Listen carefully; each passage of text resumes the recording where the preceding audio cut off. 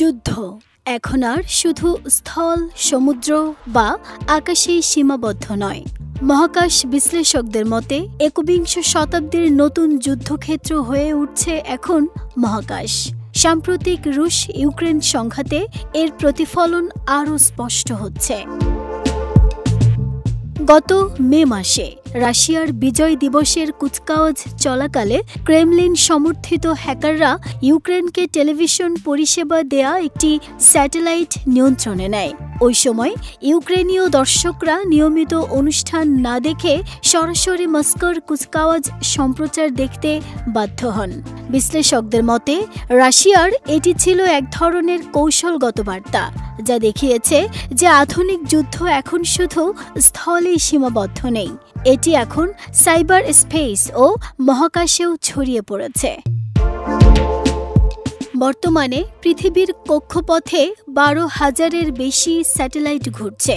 এগুলো শুধু টেলিভিশন বা মোবাইল নেটওয়ার্কের জন্য নয়, বরং জিপিএস নেভিগেশন, সামরিক গোয়েন্দা নিয়ন্ত্রণ, যোগাযোগ, এমনকি বৈশ্বিক অর্থনীতির সাপ্লাই চেইনেও এটি গুরুত্বপূর্ণ ভূমিকা রাখে।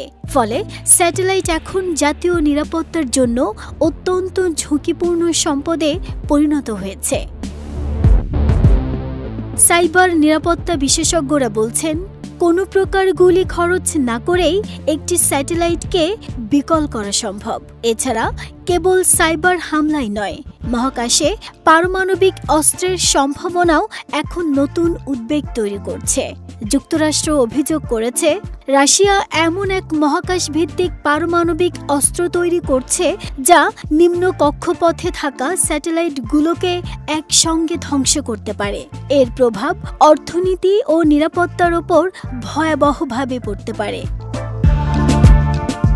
নিরাপত্তা বিশ্লেষকরা মনে করছেন, মহাকাশ এখন একবিংশ শতাব্দীর নতুন যুদ্ধক্ষেত্র। ইতোমধ্যেই নাসা ও চীন উভয়েই মহাকাশে সামরিক ঘাঁটি স্থাপনের পরিকল্পনা করছে।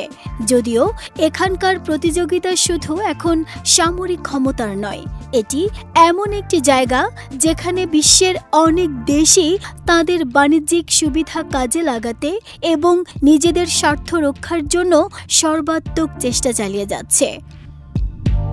নাহিদা স্মৃতি, দেশ রূপান্তর।